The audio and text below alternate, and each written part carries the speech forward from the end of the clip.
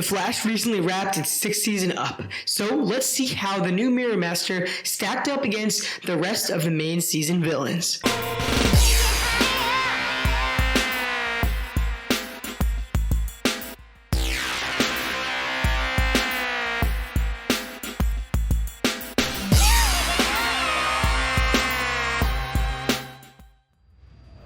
What's up guys, my name is Ryan Ramakrishnan. Welcome to the channel. Today, I want to take a look at all the main villains from The Flash, and I'm going to be ranking them from the worst to the best. So the series has had one major antagonist each season, but this list will be including 8 as season 5 and season 6 really had 2 villains that I feel like cannot be ignored. Now of course dozens of other villains like Grodd, Ragdoll, Godspeed, and even Black Hole are going to not be on this list as we are just covering the main ones. So with that being said, here's my ranking of The Flash's main villains from season 1 through season 6. Oh, and be aware, I will definitely be spoiling some major plot points throughout this video. So if you guys are not caught up on The Flash yet, well, go do so and come back when you're ready. Coming in at dead last is, of course, Cicada. Orland Dwyer is many people's least favorite villain on the show. Chris Klein didn't exactly deliver an interesting performance, and the writing often came off as kind of cheesy. As a result, I think that those people are justified. I didn't really like this villain all that much. Even with that cool Darth Vader-like voice and breathing,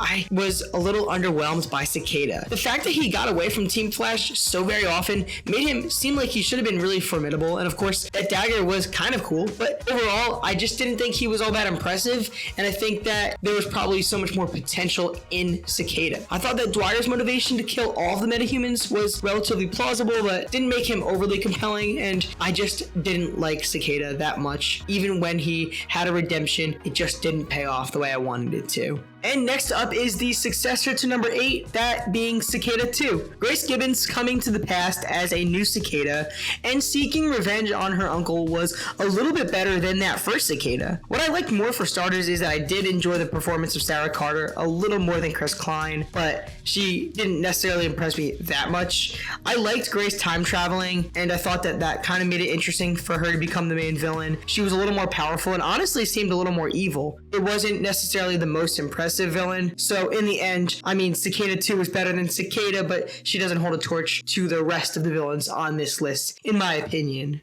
Coming in at 6th place is Sabotage, and in some ways it does hurt to put him so low, as inherently Sabotage is pretty cool, but this character also failed to live up to the hype that I had for him kind of prior to the reveal. I didn't really like the darker version of Barry Allen too much. Now this is not anything to the performance of Grant Gustin, as I always enjoy him on screen, but maybe it just doesn't fit for me in this way. I thought that he was a little annoying, and I don't know if I loved the story as much as it was sounding like I would on paper. Prior to learning who the villain was, I thought that Sabotage looked awesome. I really liked the design, and he seemed absolutely terrifying.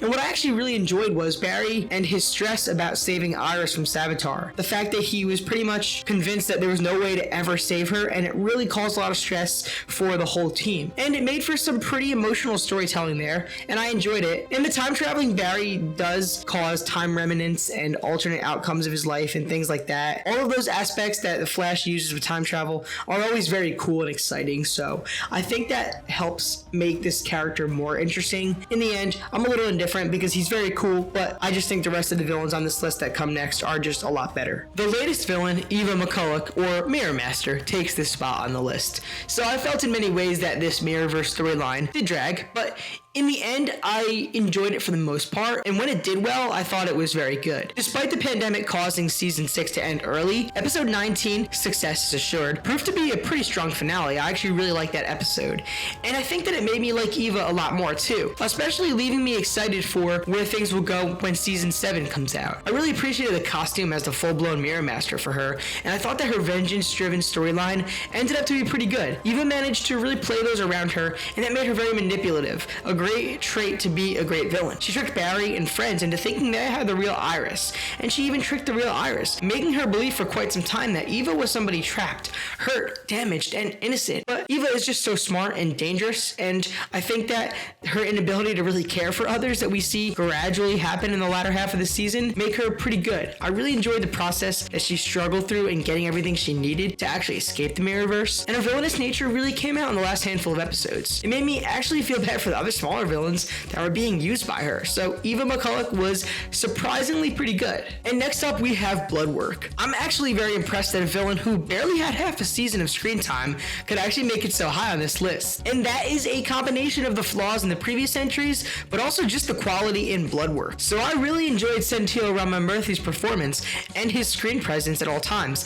as Ramsey Rosso. This character is charming and intriguing. He's a very well-regarded doctor, and he's super smart, so it works well with the show's other characters. And it makes his time with Caitlin early on work quite well. He quickly shows us, though, how selfish and angry he can really be, and this makes him work. The concepts of rendering death obsolete, and honestly, Ramsey's fear of dying altogether made for an interesting narrative. It nicely complemented Barry's fear of crisis, and Ramsey quickly turned into quite the dangerous and self-centered villain. And he also had some very cool abilities, and it kind of leaned into horror, and I liked it. Bloodwork allowed us to get The Last Temptation of Barry Allen, some of my favorite episodes as of late. And the CGI form of the true Bloodwork, in my opinion, looked kind of awesome. So I also do want to mention that I was pretty disappointed that we didn't really get more of this character post-crisis. There was a good cameo, I really liked it, and I got excited when Eva needed him, but you know, it stopped there, and I was pretty disappointed we didn't get more because I think this was a great villain. Clifford DeVoe surprised me a lot. After 3 speedsters, I wondered whether or not a genius could be a formidable villain, but DeVoe suppressed my concerns. As he went from a college professor to an absolute mastermind of a villain, I really enjoyed the evolution and the story. DeVoe transformed from socially awkward but ordinary to very confident, strong, and far too smart, and also pretty brutal. I really enjoyed the trial of Barry Allen and how cunning and clever DeVoe was alongside it. I like how he took the form of other people, constantly moving his genius mind into more suitable bodies for the job at hand. It's a very interesting concept. DeVoe's list of the bus metas made for not only an interesting series of events for Team Flash, but also just made the setup for the Thinker to be kind of frightening and really cool. He proved to be super unique and fresh for the main villain of a season for the Flash. And both the Enlightenment and the eventual downfall made for a really compelling villain that I think had a lot of cool ideas, good acting, and just an interesting story behind. So I really liked following the Thinker or Clifford DeVoe, never really growing tired of him. My runner-up for the best main villain on the Flash is Zoom. Now, he could have easily been number 1 if it weren't for you-know-who. I love this season 2 villain, and I love season 2. Everything from Teddy Sears' acting to the terrifying suit made Zoom just an awesome villain. This character faked us all out, Team Flash included, making everyone believe that he is the legendary Jay Garrick. And of course, after seducing, charming, and convincing them, we found out he is quite the opposite. Zoom proved to be very frightening. He always struck fear and panic in Team Flash. The suit was dark and scary in design. Honestly, it was just awesome to look at. Hunter Zolomon was introduced when the Flash was kind of early on, and the backstory of Zolomon's transformation into Zoom was compelling. His creation of Velocity 9 and how he managed to move through universes had me compelled. Zoom's kidnapping of Garrick and how he literally used the name and face of Garrick was kind of crazy, and the Black Flash chasing Zoom was a very interesting storyline, and I love how it ended. So, in the end, this was a fascinating, terrifying, and well-written and acted character, and easily one of the best villains in all of the Arrowverse, and almost the best villain on The Flash. And of course, coming in at first place is most people's favorite villain on The Flash. The best main season villain for me is hands down Eobard Thawne, also known as Reverse Flash. Thawne has proven time after time to be the best antagonist on the series, right from the beginning, and he never loses relevance on The Flash, and I love that. Apparently season 6 was supposed to end with the Reverse Flash in something quite awesome, and it really saddens me to know that we didn't get it. I love this character right from season 1, and he was such a great threat for the first season of this show. The thing with Thawne is that he's just written and acted always to perfection. Reverse Flash, for starters, has such a cool look, and it is sick when he is in action. He's an absolute genius. He is one of the smartest characters on the show, full of intellects. And I think that if the Flash, didn't naturally want to see their hero succeed all the time, Thawne would probably be taking charge a lot more. This villain knows the ins and outs of the Speed Force. He can manipulate it, he can create appreciate it. He knows every speedster. He knows his way around the multiverse. He seems to actually not be able to die. And if I wanted to understand the entire timeline of the Reverse Flash, well, I'd be here all day because it's quite convoluted. But let's just say that Thawne is not going anywhere anytime soon. Even when we see him die, I know he's gonna return, and I'm okay with that for sure. Matt Lesher was actually really great as Reverse Flash, and I liked when he returned on Legends. But of course, Thawne really was best portrayed and continuously awesome as Tom Cavanaugh. I think this actor is one of the best on The Flash, probably my favorite, and I love seeing him return every once in a while as this amazing villain. Every time we see Reverse Flash, things get very tense, very interesting, and there are always so many cool stories to tell, so I'm always excited for more. And there's just, in the end, no better villain on The Flash than Eobard Thawne, and I highly doubt that is gonna change.